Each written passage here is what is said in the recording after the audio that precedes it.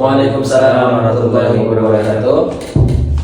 Ini adalah podcast perdana kita dari bagian Sosmas HPMI Yordania Daerah Mu'tah. Saat ini kita sedang bersama narasumber seorang mahasiswa tahun kedua, Bang Hariri yang ganteng, tampan dan rupawan. Masya Allah. Masya Allah.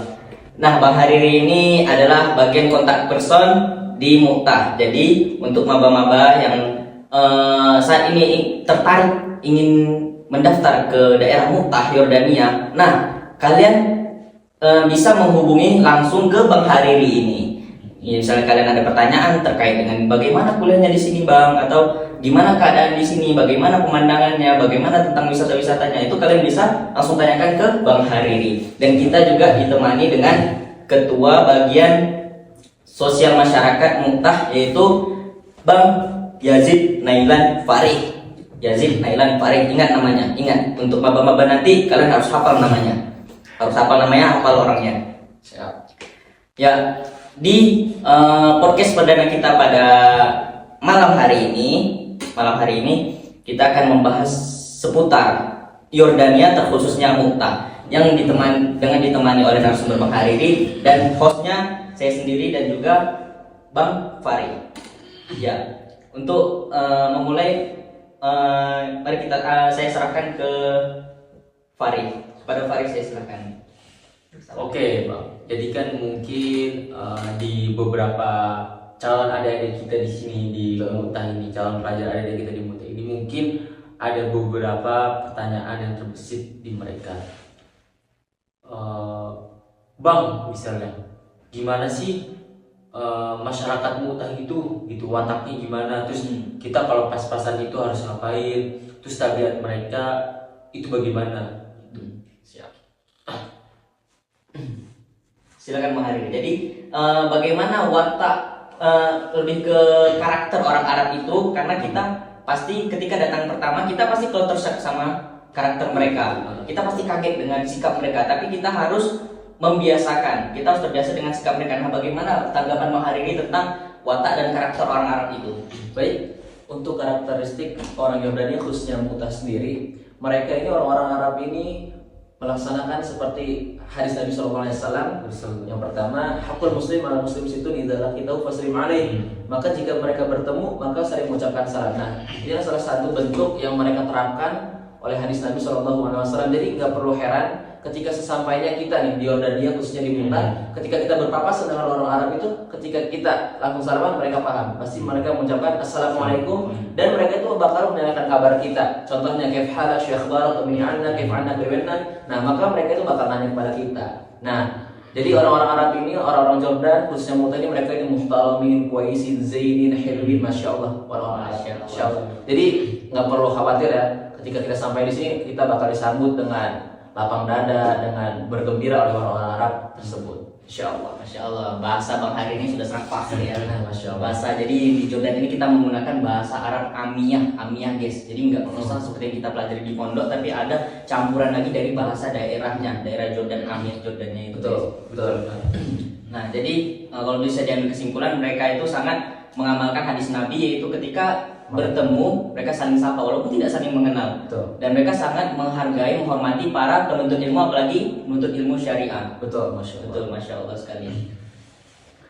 Nah, terus ke pertanyaan selanjutnya adalah setelah kita tahu bahwasanya karakteristik masyarakat Mu'tah, watak orang Mu'tah, tabiat orang Mu'tah, dan mereka ini adalah ahlu bilad Syam. Ahlu bilad Syam adalah sebagaimana disebutkan oleh Nabi, ya kan, bahwa mereka adalah muhtaromin, kuaisin, hilwin, masya Allah. Nah, pertanyaan selanjutnya nih Bang,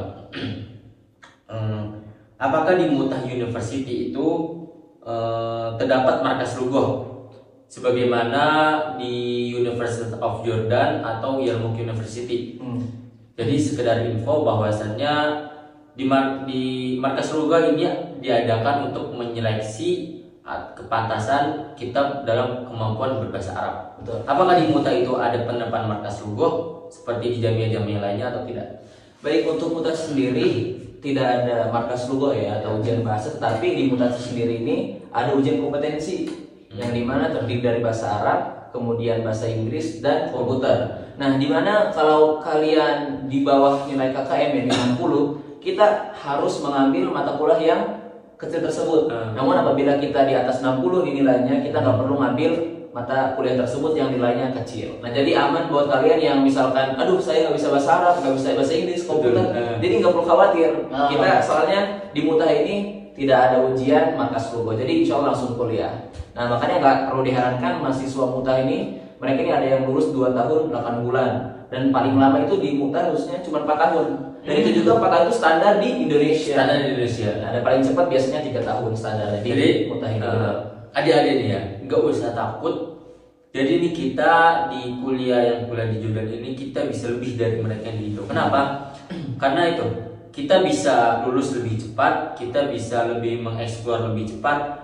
Karena kuliah di sini tergantung SKS yang kita ambil. Betul. Jadi kalau misalnya ada di sekalian di fase awal di semester pertama ambil 666, itu insya Allah lulus dalam waktu 3 tahun. 3 tahun. Jadi termasuk cepat ya. Cepat dari banget. Betul. Jadi gak usah perlu khawatir, bang nanti kita lama nggak kuliahnya sama seperti Mesir atau enggak.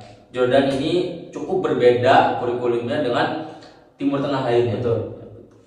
Jadi gini ya, Fari, Hariri, kita sama-sama kuliah 4 tahun. Di Indo kita kuliah 4 tahun, di Jordan juga di Jordan juga 4 tahun ya. Tapi dengan pengalaman yang berbeda. Betul. Kita merasakan bagaimana kondisi dan lingkungan yang baru di sekitar orang Arab dan juga dengan bahasa yang baru gitu. Betul. Tapi dengan waktu yang sama-sama 4 tahun. Betul. Keren. Betul. Jadi sangat direkomendasi. Sangat rekomendasi. Nah, terus mungkin ada beberapa pertanyaan lain dari adik-adik. Berapa sih harga living cost di sini atau berapa sih harga sewa rumah di sini? Baik, untuk di Mutah sendiri khususnya juga di seluruh mahasiswa Jordan ya, yang mereka itu living cost di Jordan ya. Yang pertama ada 2 kategori. Yang pertama itu ada mafrush, yang kedua itu ada fadi. Nah, mafrush ini apa sih? Nah, mafrush ini ialah rumah yang semuanya sudah lengkap fasilitasnya. Yang pertama udah ada mesin cuci, kemudian ada kulkas, kemudian ada kompor, sudah ada tempat tidur dan yang lain-lainnya. Nah, ini juga harganya lebih mahal daripada rumah fadi tersebut. Nah, rumah fadi itu ialah rumah yang hanya menyediakan rumah tetapi nggak ada barang-barang yang ada isi, nggak ada isinya, nggak ada sofa, kemudian nggak ada TV, kemudian nggak ada kipas angin, nggak ada AC, dan semuanya nggak ada. Nah, tetapi biayanya juga lebih murah. Nah, biasanya sih mahasiswa di Mutah ini mereka ngambil rumah yang fadi, karena fadi itu harganya sekitar 150 dinar atau 3.500.000 per bulannya. Nah, sedangkan mafrusyat itu ya mafrus yang sudah lengkap fasilitasnya, biasanya itu harganya dari 250 dinar sampai 300 atau 5 juta sampai 6 juta itu harganya. Nah, gitu. Berapa satu rumah yang fadi itu bisa diisi berapa orang per hari? Kira-kira untuk yang fadi itu biasanya satu rumah itu ada 3 kamar. Mereka itu ada 5 orang. Jadi ada yang satu kamar 2 orang dan ada yang 1 orang. Oh, jadi bisa patungan lah ya? Iya, betul. Jadi lebih murah gitu. Lebih murah. Hitungannya ya sangat worth it.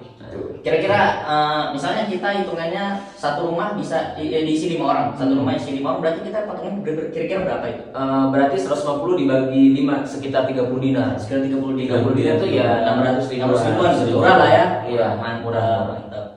Ya, untuk jajan ya di Mutah cukup 2.500.000 3 juta insya Allah. Insya Allah cukup sekali ya.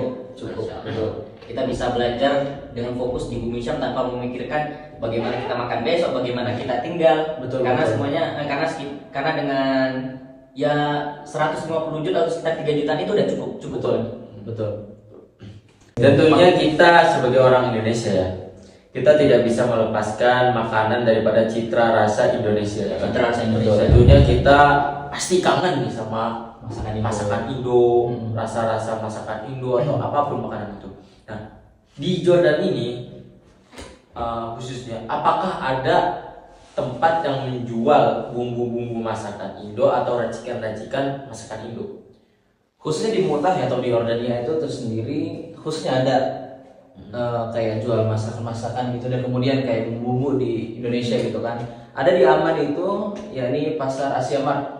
Jadi di sanalah tempat wadah-wadah mewadahi yakni masakan-masakan Indonesia, bumbu-bumbu Indonesia dijual di sana. Nah, jadi nggak perlu khawatir bagi mahasiswa Indonesia yang mau beli masakan-masakan ataupun bumbu-bumbu bisa kita di sana. Dan juga nih informasi penting, di sini juga ada rumah makan Indonesia, kemudian rumah makan Malaysia, rumah makan Thailand juga ada di sini. Jadi kalau kita pengen makan rendang, pengen makan ayam goreng, semua di sini ada. Lengkap ya? Lengkap. Ada tempe juga. Ada tempe, oh iya, ada Tempe. tempe. Semua jadi nggak perlu khawatir karena kalau kita kangen makan Indonesia, kita bisa pesan, kita bisa beli. Insya Allah ada yang tausil, ada yang mengantarkannya juga. So, jadi untuk adik-adik sekalian nggak perlu takut kalau misalnya nanti kita nggak bisa bang, kita nggak bisa move on nih sama makanan Indo, kita kangen aja. Tenang, di sini ada yang jual makanan Indonesia. Bahkan ada di Malaysia juga. ada yang Malaysia juga. Jadi Ada Thailand jadi juga. kalian bisa pilih mau ngerasain masakan Malaysia atau Indonesia. Nah hari ini, tapi gimana dengan cita rasa makanan Arab gitu? Antum sendiri ada nggak makanan Arab yang antum sukai gitu? Nah, kalau makanan khas Yordania itu sendiri ada namanya mansaf. Mansaf. Nah, mansaf itu daging kambing yang kemudian dimasak dengan susunya tersendiri. Betul. Nah, itulah makanan yang sangat khas di Yordania. Dan rasanya juga, wah masya Allah ya. Masya Allah. Jadi beda dengan makanan Indonesia. Jadi kambing ini sangat lembut dan dicampur dengan susunya sendiri. Dan biasanya orang Arab juga nggak ketinggalan nih. Sama apa coba? Sama yang namanya khubz, roti. Nah, mereka tuh jarang, mereka jarang menggunakan nasi ya, tapi mereka sangat apa ya, suka banget dengan roti tersebut. Jadi ketika makan dengan roti dan campur dengan kambing dengan susu tersebut. Itulah mansaf khas makanan Yordania. Tapi biasanya lazimnya juga ada nasi biryani, nasi Arab dan yang lain. Nasi mandi ya. Nasi mandi, betul. Nah ini kalau boleh tahu nih minuman rasa jambu, Nah. jambu. Terus ini kita ada juga roti-rotian khas Jordan, sampai mereknya aja Jordina. Nah ini juga ada biskuit. Nah ini cita rasanya gimana? Maksudnya aneh nggak di lidah kita dengan cita rasa Indonesia dari snack-snack Jadi ini Roti ada atau- jus asir namanya.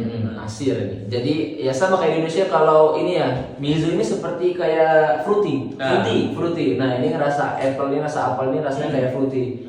Dan yang seperti ini contohnya Rasa jeruk. Rasa jeruk, ada rasa wortel, sama kayak seperti Indonesia. Jadi lidah Jadi kita kan jadi masuk lah kita mencoba Masuk, ya. betul. Maksudnya nggak aneh lah ya. Nggak aneh. Nah, coba kita minum dulu ya Coba gimana kita- rasanya. kita tes Sorry ya dulu. punya saya udah. coba kita tes nih rasa apel ini kayak fruity rasanya. Masya Allah. Enak. Yuk kita buka roti sambil ngemil. Kita Jadi- cobain roti di Jordan gimana Kalian ya? nggak perlu takut, insya Allah ini makanan-makanan Kalau mau ngemil-ngemil di cocok sini di lidah. lengkap. Jajan-jajannya enak, es krimnya Oh juga ya, ya. ya, Es krim. Masya Allah, betul. Nggak kalah menarik sama Indo. Sekarang kan kita lagi musim panas. Nah musim panas tuh sambil makanan es krim di sini, Masya nikmatnya. Allah. Tadi nggak ada dua. Masya Allah. Coba kita tes rasanya, Masya Allah. Makan krim. Masya Allah. Kalian wajib coba ini. Kuliner di Jordan yo. Betul.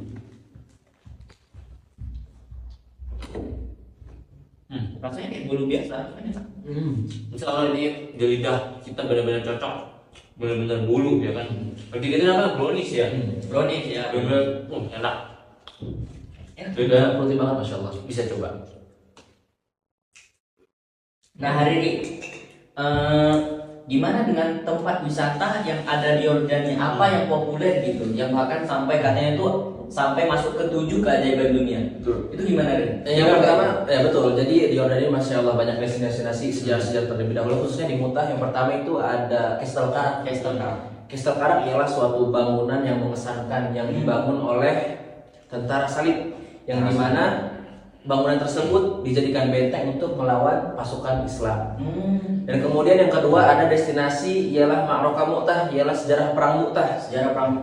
yang dimana kaum muslimin yakni berperang dengan kaum kafirin atau Romawi, Romawi. yang dimana pasukan tentara Islam ini jumlahnya 3.000 melawan pasukan Romawi yang jumlahnya 200.000. Jadi itu lokasinya di Mutah. Di Mutah, di Mutah dekat. Jadi Masya Allah. jadi ya sekitar 30 meter dekat kampus tuh. Jadi ketika kita mau lewat kampus pasti kita bakal melihat destinasi sejarah perang Mutah tersebut. Jadi kita sambil kuliah menuntut ilmu, jadi kita sambil Menyaksikan tempat sejarah. Iya, Betul. menyaksikan langsung lokasi di mana pertempuran sahabat kita, para sahabat.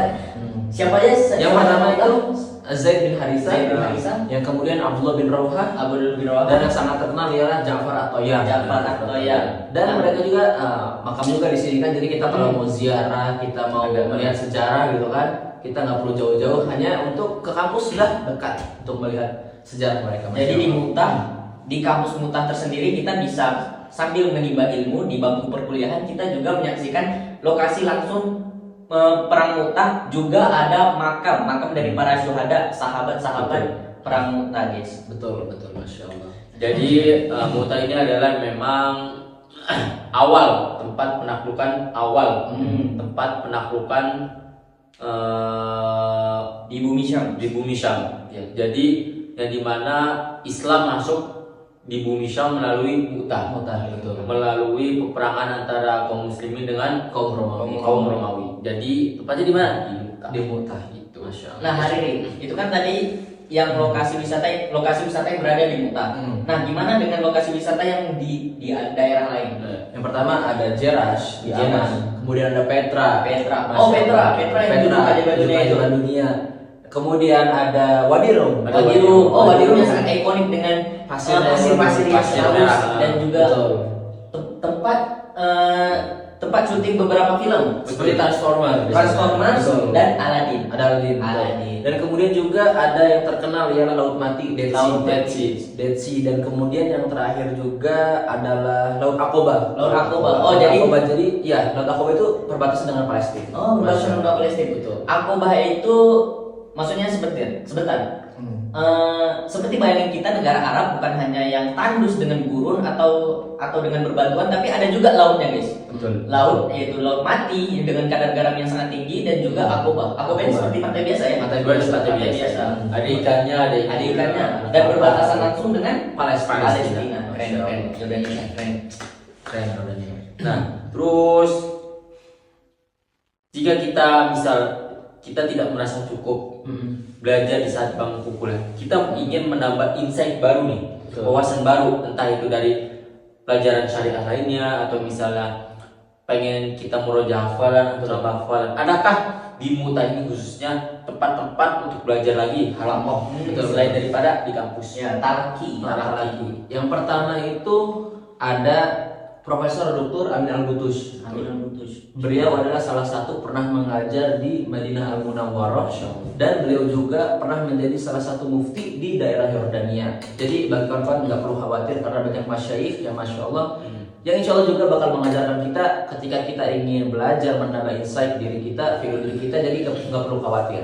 Yang kedua ada Dr. Profesor Mu'tasim. Beliau ialah berkompeten dalam ilmu akidah dan hadis, yang dimana beliau telah menyelesaikan doktoralnya di University of Jordan. Yang ketiga ialah Syekh Adnan Ad-Dairi. Beliau berkompeten dalam ilmu fikih. Beliau juga salah satu murid Syekh Aun Al-Qudumi, yang dimana Syekh Aun Al-Qudumi ialah salah satu alumni University of Jordan. Jadi nggak perlu khawatir kawan-kawan pengen, bang gimana nih bang, kak gimana kak mau belajar tambahan gitu. Soalnya ada tugas dari kampus, jadi nggak perlu khawatir, kita bisa menanyakan masyayikh kita, guru-guru kita di bumi Syam tersebut, insya Allah. Insya Allah nanti kita juga ada kajian rutin ya bersama para masyayikh. Jadi ditunggu aja kedatangan kalian. Nanti kita insya Allah akan mengajak kalian ke tempat halal. Betul, siap. Terus mungkin ada pertanyaan lagi nih kak.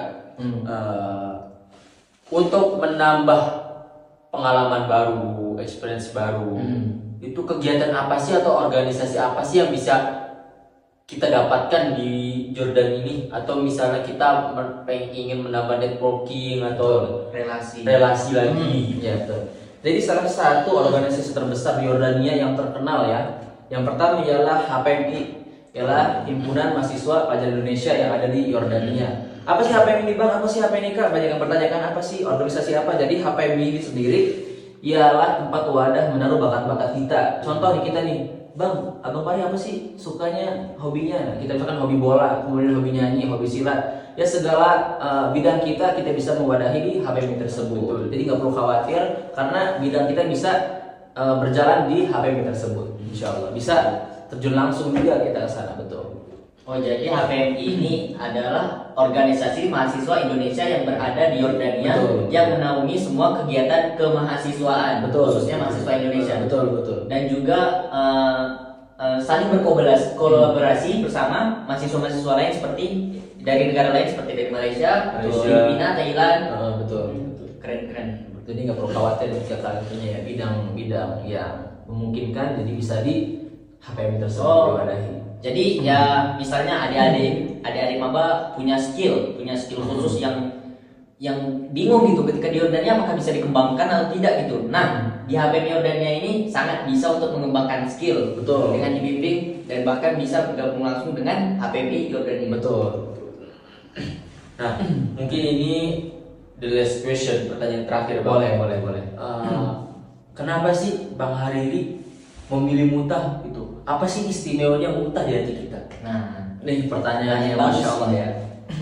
Yang pertama, Mu'tah ialah salah satu gerbang awal, yakni peradaban Islam yang ada Yordania. Bahkan sampai saat ini lingkungannya masih terjaga. Betul. Yang kedua, kenapa saya masih pengen milih Mu'tah? Yang kedua ialah dimana ketika ini kita sampai di Mu'tah, kita bisa meningkatkan kompetensi bahasa kita, yang dimana mahasiswa Indonesia di Mu'tah ini sangat sedikit. Otomatis kita juga bakal langsung berintegrasi sosial dengan orang-orang Arab tersebut, sehingga kita bisa melatih, meningkatkan value kita, diri kita, bahasa Arab kita, insya Allah. Dan yang ketiga ialah kenapa nih saya masih memilih Mu'tah? Karena Mu'tah ini Masya Allah tempat yang nyaman dan damai. Jadi bagi kalian semua yang pengen kuliahnya nyaman, kemudian pengen kuliahnya cepet, insya Allah di Mu'tah rekomendasi banget. Tempatnya nyaman, adem dan santai, insya Allah. Jadi sekedar info, nama Mu'tah ini berasal dari Mut. Orang Arab kalau ketika musim dingin, mereka bilang bukan bar, tapi Mut. Mut itu artinya dingin. Jadi tempat ini dinamakan Mu'tah karena emang tempatnya Dingin. paling dingin di Jordan. Betul. Namanya Mu'tah gitu. Jadi memang ini Mu'tah adalah awal peradaban Islam Yang ada di Awal Yordania. peradaban Islam di bumi Syam. Betul. Seperti itu. Jadi untuk adik-adik yang ingin berkuliah atau ingin belajar jauh dari hiruk pikuk kota, pengen jauh daripada kebisingan kota,